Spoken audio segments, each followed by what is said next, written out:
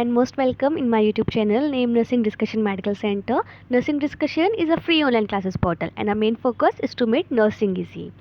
So in today's video we will discuss about what are the psychological complications which a women face during a postnatal period.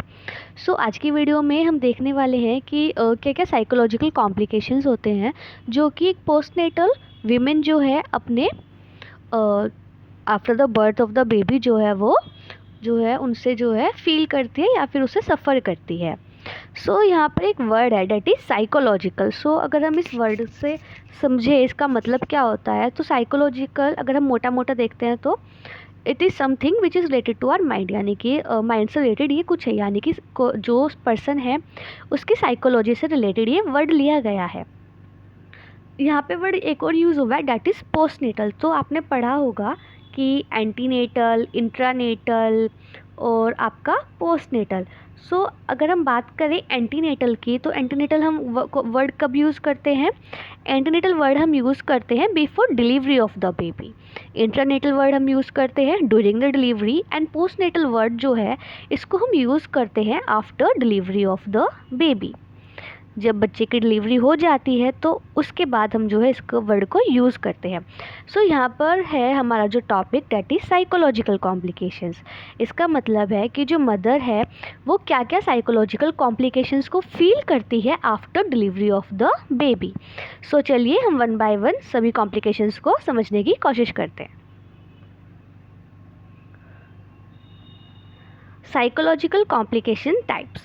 There are three distinctive types of psychological disturbances seen in the puerperium, and these are postnatal blues, postpartum depression and puerperal psychosis. So अगर हम psychological complications की बात करें तो mainly ये तीन तरह के होते हैं. The first one is postnatal blues, second one is postpartum depression and the third one is puerperal psychosis. यहाँ पर एक word है that is puerperium. इस word से आप क्या समझते हैं? प्यूपेरियम का मतलब होता है कि after delivery of the baby जब जो मदर के जो रिप्रोडक्टिव ऑर्गन्स होते हैं, यानी कि जो वजाइना है, सर्विक्स और जो यूट्रस है वो अपनी प्री प्रेग्नेंट स्टेट में आता है. प्री प्रेग्नेंट स्टेट का मतलब होता है कि प्रेगनेंसी से पहले जब उसका यूट्रस जो था वो अपनी नॉर्मल साइज़ में आ जाता है. सो उस पीरियड को हम प्यूपेरियम बोलते हैं. सो उस टाइम पर जो है क्या क्या साइकोलॉजिकल कॉम्प्लिकेशंस वो फेस करती है. सो बेसिकली इन्हें हमने थ्री टाइप्स में डिवाइड किया है. First one is postnatal blues, second one is postpartum depression and the third one is puerperal साइकोसिस. सो वन बाय वन हम सबको अच्छे से देखते हुए चलेंगे. The first one is postpartum blues. So आज हम पोस्टपार्टम ब्लूज की जो है डेफिनेशन जो है वो देखते हैं. It is a brief period of anxiety, mood swings and sadness which occur in some women after delivery and usually resolves within a week. So postpartum blues क्या होता है? यह एक ब्रीफ पीरियड होता है और इसमें क्या जो मदर होती है वो एनजाइटी को फील करती है. उसके अंदर मूड स्विंग्स आते हैं, यानी कि जो उसका मूड है वो जो है उसके अंदर हमें थोड़ा सा मतलब ऐसा दिखाई देगा कि कभी हैप्पी है, कभी थोड़ा डिप्रेस है या सैड है किसी चीज़ को लेकर के, इस तरह से. और उसमें जो हमें सैडनेस दिखाई देगी after delivery of the baby. और अगर हम बात करें पोस्टपार्टम ब्लूज़ की तो ये जो कंडीशन होती है ये विद इन अ वीक, यानी कि एक हफ्ते के अंदर ही रिजॉल्व यानी कि सही हो जाती है. Now if we talk about the incidence, so the nearly 50% of the postpartum women suffer from baby blues. So अगर हम इंसिडेंस की बात करें तो 50% जो पोस्टपार्टम वुमेन होती हैं वो बेबी ब्लूज से सफ़र करती हैं. नाउ सिम्टम्स, क्या क्या सिम्टम्स जो हैं हमें उसके अंदर देखने के लिए मिलेंगे. The first one is irritability. जो मदर है उसके अंदर हमें इरिटेबिलिटी दिखाई देगी, यानी कि वो थोड़ा सा इरिटेट रहेगी. एंगर, यानी कि जो मदर है उसके अंदर हमें गुस्सा दिखाई दे सकता है. हॉस्टिलिटी, हॉस्टिलिटी का मतलब होता है किसी भी पर्सन के लिए या किसी भी चीज़ के लिए एक स्ट्रॉन्ग फीलिंग, यानी कि हम बोल सकते हैं उसके अगेंस्ट कोई भी एक स्ट्रॉन्ग फीलिंग होना. इसके अलावा मदर में हेडेक हमें दिखाई दे सकता है. Feeling of unreality. Exhaustion, exhaustion का मतलब होता है the state of being extremely tired, यानी कि जो मदर है वो ऐसा फील करेगी वो बहुत बुरी तरह से जो है थकी हुई है. इसके अलावा स्लीप डेप्रिवेशन, यानी कि वो ठीक से जो है सो नहीं पाएगी. एंड रेस्टलेसनेस, रेस्टलेसनेस का मतलब होता है इनएबिलिटी टू रिलैक्स, यानी कि वो जो है ठीक से रिलैक्स नहीं कर पाएगी अपनी एंजाइटी की वजह से. Now what are the intervention, so क्या क्या इंटरवेंशन जो हैं हम जो है मदर को प्रोवाइड करेंगे। Firstly reassure and psychological support bye family members का जो है उनको रीएश्योरेंस मिले, और इसके अलावा साइकोलॉजिकल सपोर्ट, यानी कि जो मदर है अगर उसके जो फैमिली मेम्बर्स हैं वो उसको सपोर्ट करेंगे, साइकोलॉजिकली उसको सपोर्ट करेंगे, तो वो जो है इनसे ठीक हो सकती है। And the second one is social interventions relative babysitting, so that the mother can get some sleep or assistant with household chores or providing instruction on newborn, यानी कि जो घर के कामकाज होते हैं जो फैमिली मेम्बर्स हैं वो उनको उसमें हेल्प करा सकते हैं, ताकि जो मदर है वो जो छोटा बच्चा है उसके ऊपर भी थोड़ा सा ध्यान दे सके। Women with previous history are likely to get in subsequent pregnancies, ऐसी वीमेन जिनको प्रीवियसली इस चीज़ की हिस्ट्री रह चुकी है तो उनको जो है अपनी फर्दर या फ्यूचर प्रेगनेंसीज में ये कंडीशन देखने के लिए मिले, इसके चांसेस इंक्रीज हो जाती हैं। नाउ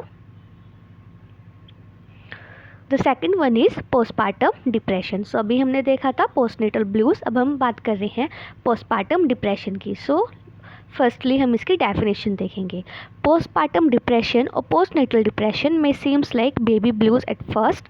अगर हम बात करें पोस्टपार्टम डिप्रेशन की तो ये जो है अगर हम शुरुआती दौर की बात करते हैं तो जो मदर है उसके जो सिम्टम्स होंगे वो जस्ट लाइक बेबी ब्लूज़ की तरह होंगे, मतलब कि उसको एनजाइटी होगी, इरिटेबिलिटी रहेगी, हेडेक होगा, इसके अलावा जल्दी से एग्जॉस्ट हो जाएगी, रेस्टलेसनेस वो फील करेंगी। बट धीरे धीरे क्या होगा कि अगर वो सही नहीं हो पाते हैं वो सिम्टम्स, तो वो क्या होंगे, वो इंटेंस यानी कि वो ज़्यादा स्ट्रॉन्ग हो जाएंगे। इसके अलावा वो क्या करेंगे, जो मदर की एबिलिटी है कि उसको जो वो अच्छे से अपने बच्चे को केयर प्रोवाइड कर पाती है वो उसके ऊपर इफ़ेक्ट डालेगा, यानी कि जो मदर की एबिलिटी होगी बच्चे को केयर प्रोवाइड करने की वो जो है इससे डेटेरिएट हो जाएगी। इसका मतलब है कि वो बहुत ज़्यादा एक तरह से हम बोल सकते हैं कि उससे बच्चे की जो केयर है उस पर अफेक्ट पड़ेगा। Now incidence, if we talk about incidence of postpartum depression, it is observed in 10 to 20% of the postnatal mothers, यानी कि 10 से 20% जो postnatal mothers होती हैं उसमें हमें जो है postpartum depression दिखाई देता है।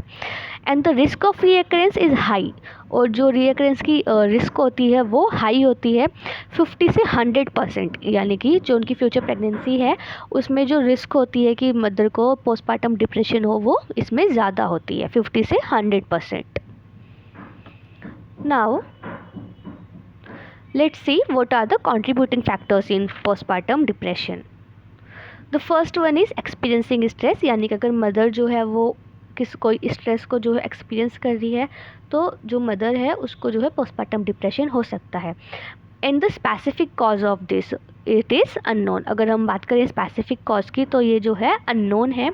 Low self esteem, lake of support, stress associated with postnatal care, severe maternal blues, यानी कि जो मैटरनल ब्लूज जो कि हम अभी देख चुके हैं अगर वो ट्रीट नहीं होता है, जो सिम्टम्स हैं वो ज़्यादा इंटेंस हो जाते हैं, तो ये क्या करता है, ये कंट्रीब्यूटिंग फैक्टर्स है, यानी कि इसकी वजह से जो मदर है उसको पोस्टपार्टम डिप्रेशन हो सकता है। Demands of motherhood and loss of personal freedom, so these are the contributing factors in postpartum depression.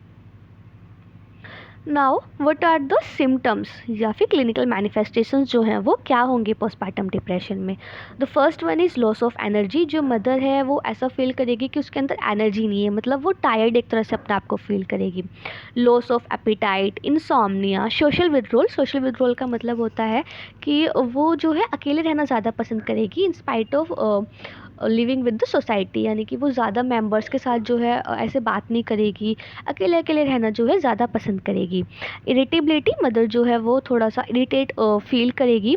Suicidal attitude, अगर जो चांसेस हैं मतलब पोस्टपार्टम डिप्रेशन के अगर वो ज़्यादा सीवियर हो रही है तो उसमें क्या होगा कि हमें सुसाइडल एटीट्यूड भी जो है मदर के अंदर दिखाई दे सकता है, यानी कि वो सुसाइड करने की भी कोशिश कर सकती है। इसके अलावा anxiety, excessive guilt, depress mood, यानी कि जो मूड है वो डिप्रेस रहेगा, और फेटीग जो है हमें मदर में दिखाई दे सकता है। नाउ डायग्नोसिस, सो हम किस तरह से डायग्नोज करेंगे पोस्टपार्टम डिप्रेशन को? The first one is history collection. So जो मदर होगी उनकी हम हिस्ट्री कलेक्शन करेंगे। And the second one is Edinburgh postnatal depression scale.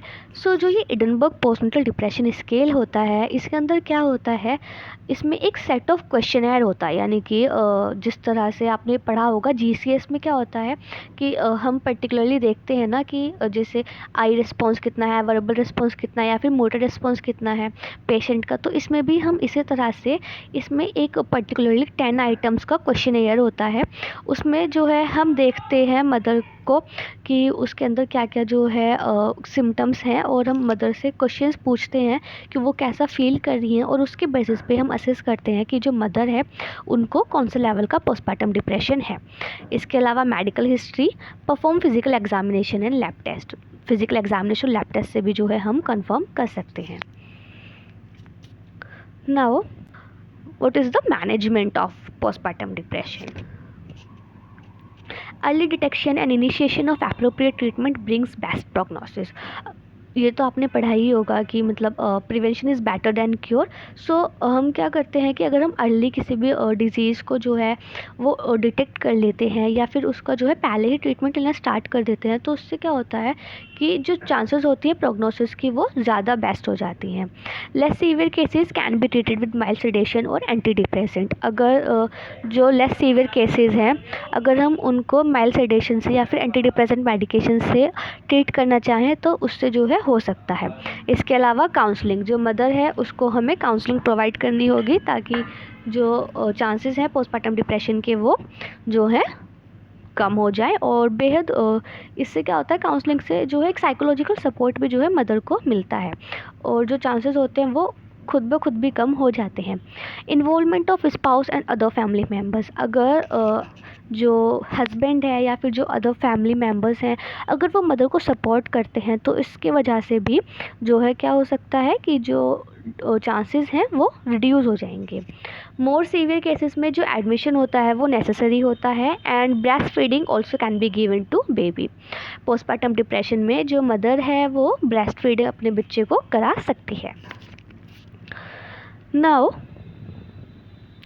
Postpartum साइकोसिस। सो हमने अभी इसमें क्या बात करी थी, हमने इसमें पोस्टनेटल ब्लूज़ देख लिया है, पोस्टपार्टम डिप्रेशन देख लिया है, और जो थर्ड केस हमारा आता है डैट इज़ पोस्टपार्टम साइकोसिस। सो हम क्या देख रहे हैं, साइकोलॉजिकल कॉम्प्लिकेशन। साइकोलॉजिकल कॉम्प्लिकेशंस जो है 3 पार्ट्स में डिवाइड हैं। First one is postnatal blues, second one is postpartum depression, and the third one is postpartum साइकोसिस। सो जो पोस्टपार्टम साइकोसिस है ये एक वेरी सीरियस मेंटल कंडीशन है जो कि रिक्वायर करती है इमीडिएट अटेंशन। सो अगर हम बात करें पोस्टनेटल ब्लूज़ और पोस्टपार्टम डिप्रेशन की, तो उनसे बहुत ही ज़्यादा ये जो है सीरियस मेंटल कंडीशन है जिसमें जो है हमें इमीडिएट अटेंशन की ज़रूरत होती है।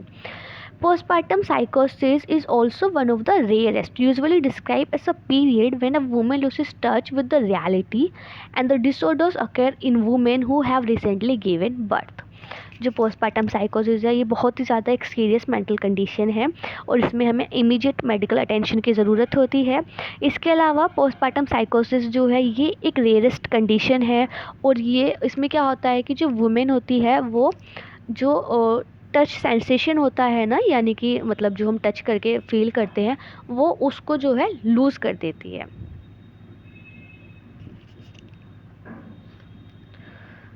Now incidence. सो अगर हम बात करें इंसिडेंस की पोस्टपार्टम साइकोसिस की, तो it is observed in 1 out of 500 to 1000 mothers. 500 से 1000 मदर्स में जो है हमें सिर्फ और सिर्फ एक केस दिखाई देता है, यानी कि बहुत ही ज़्यादा रेयर कंडीशन है। Commonly seen in women with past history of साइकोसिस और with a positive family history. और ज़्यादातर ये जो है उन वुमेन में दिखाई देता है जिनकी पास्ट हिस्ट्री होती है साइकोसिस की, यानी कि उनको पहले से ही कोई भी मेंटल कंडीशन होती है, या फिर जिनकी पॉजिटिव फैमिली हिस्ट्री होता है, यानी कि जो फैमिली है उनमें किसी को जो है कोई भी मतलब ऐसी मेंटल कंडीशन जो है रह चुकी होती है, उसमें जो है मदर को ये दिखाई देते हैं। Now what are the causes of postpartum साइकोसिस? So there is lack of social and emotional support. तो अगर जो मदर है अगर उसको सोशल और इमोशनली कोई सपोर्ट नहीं मिलेगा तो चांसेस होती है कि मदर को जो है पोस्टपार्टम साइकोसिस हो जाए।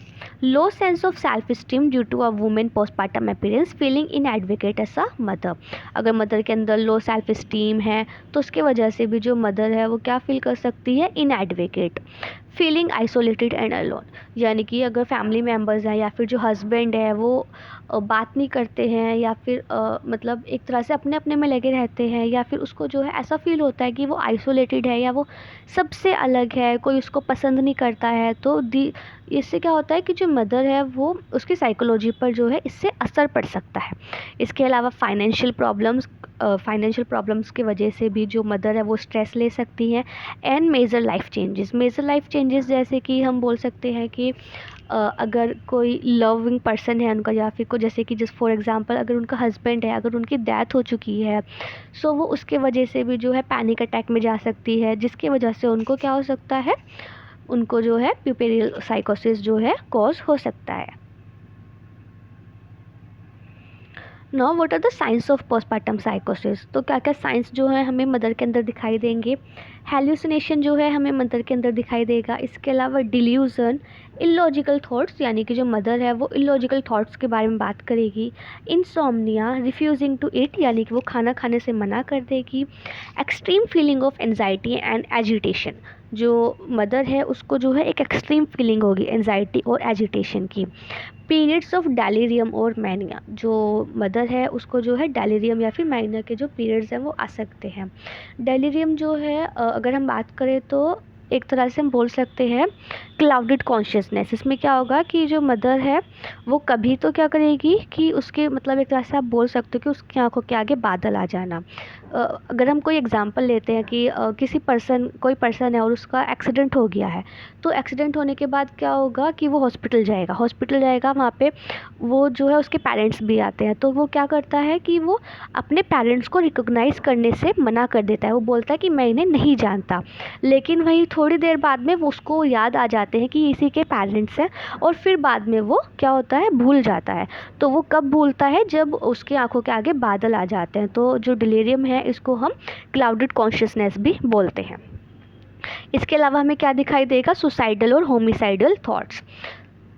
होमिसाइडल थॉट्स मतलब अगर हम बात करें तो जैसे कि वो या तो खुद को वो सुसाइड करना चाहेंगे, या फिर वो किसी और का जो है मर्डर करना चाहेंगे। सो इस तरह के जो थॉट्स हैं वो मदर के अंदर जो है आ सकते हैं।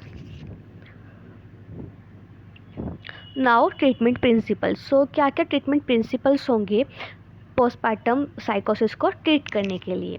So the first one is early identification of psychotic symptoms. हमें जो है अर्ली आइडेंटिफाई करना है साइकोटिक सिम्टम्स को। इसके अलावा emergent evaluation, hospitalisation for safety and acute management. ऐसे जो पर्सन होते हैं वो क्या होते हैं, वो औरों के लिए भी जो है डेंजरस होते हैं, बिकॉज़ वो खुद को तो नुकसान पहुंचाते ही हैं, इसके अलावा वो दूसरों को भी नुकसान पहुंचा सकते हैं। इसीलिए उनकी सेफ्टी के लिए भी जो है हमें उन्हें हॉस्पिटलाइज करना होता है, एंड एक्यूट मैनेजमेंट जो है हमें करना होता है। फार्माकोथेरेपी हम स्टार्ट करते हैं। Coordination of care among clinicians, जो क्लिनिशियंस होते हैं या फिर जो हेल्थ केयर प्रोवाइडर्स होते हैं उनके अंदर जो है कोऑर्डिनेशन जो है बना होना चाहिए। Involvement of family and other support system for the patient and the newborn. अगर फैमिली जो है अगर उनका इन्वॉल्वमेंट होगा तो उससे जो मदर है उसकी जो हेल्थ है उसके ऊपर एक पॉजिटिव इफ़ेक्ट पड़ेगा। तो जो वो फील करते हैं कि वो अलोन है या फिर वो आइसोलेटेड है, उसके बीच जो चांसेस है वो भी डिक्रीज़ हो जाएंगे। Psycho education for the patient and the family members. और इसके अलावा जो पेशेंट है या फिर जो फैमिली मेम्बर्स हैं उनको हम साइको एजुकेशन भी जो है प्रोवाइड कर सकते हैं। Now treatment. सो अगर हम ट्रीटमेंट की बात करें तो हम क्या करेंगे, हम एक्टिवली मैनेज करेंगे कंडीशन को। फार्माकोथेरेपी हम स्टार्ट कर देंगे। एंटीसाइकोटिक मेडिकेशंस जो हैं हम मदर को देंगे। अदर साइकोटिक मेडिकेशंस की अगर हम बात करें तो बेंजोडायाज़ेपाइन जैसे कि लोराज़ेपम एंड क्लोनाज़ेपम जो मेडिकेशन है वो हम मदर को दे सकते हैं। एंड इसके अलावा ईसीटी क्या होता है, इलेक्ट्रोकन्वल्सिव थेरेपी जो है हम मदर के स्टार्ट कर सकते हैं। Now let's talk about the nursing management. So nursing management में हम क्या करेंगे, firstly we should listen just in second for the interruption.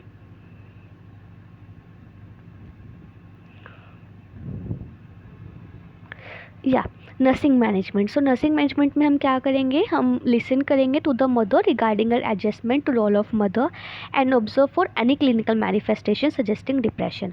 जो मदर है उसकी बात को सुनेंगे और हम देखेंगे कि जो मदर है वो कोई ऐसे साइंस तो जो है वो फील नहीं कर रही है और ऐसा कोई डिप्रेशन के जो साइन एंड सिम्टम्स है मदर के अंदर दिखाई तो नहीं दे रहे हैं। Ask the women about the infants behaviour. जो मदर है उससे जो है इन्फेंट का बिहेवियर के बारे में जो है मदर से पूछेंगे। Negative statements about the infant में suggest that the women is having difficulty in coping. अगर जो मदर है वो नेगेटिव स्टेटमेंट्स बोलती है, यानी कि वो थोड़ा मतलब रूडली बात करती है या फिर अपने बच्चे को लेकर ही अगर वो नेगेटिव स्टेटमेंट्स बोलती है, तो ये सजेस्ट करेगा कि जो वीमेन है उसके अंदर क्या हो रहा है, डिफ़िकल्टी हो रही है कॉपिंग में। Provide support and encourage husband family and friends to support and assist with the infant and the mother. जो हस्बैंड है, फैमिली है या फिर जो फ्रेंड्स हैं, उनको हम बोलेंगे कि वो जो है इन्फेंट और मदर को क्या करें, सपोर्ट करें। Physical support as well as emotional support. And the fourth one is educate the woman that treatment may help alleviate her symptoms and allow her to better care for herself and infant। जो mother है उसको हम educate करेंगे कि जो treatment है उससे क्या होगा कि जो उनके सिम्टम्स हैं वो एलिवेट होंगे और उनकी जो केयर है वो इससे जो है इम्प्रूव होएगी। Now, what are the nursing diagnoses? So, the nursing diagnosis is impaired parenting related to postnatal depression, risk for ineffective coping related to depression, and risk for maternal role attainment related to postnatal psychosis. So thank you. आज की video में बस इतना ही। I hope आपको ये video पसंद आई होगी। अगर आपको ये वीडियो पसंद आए या फिर यूज़फुल लगे, then hit that thumbs up button and subscribe to my YouTube channel.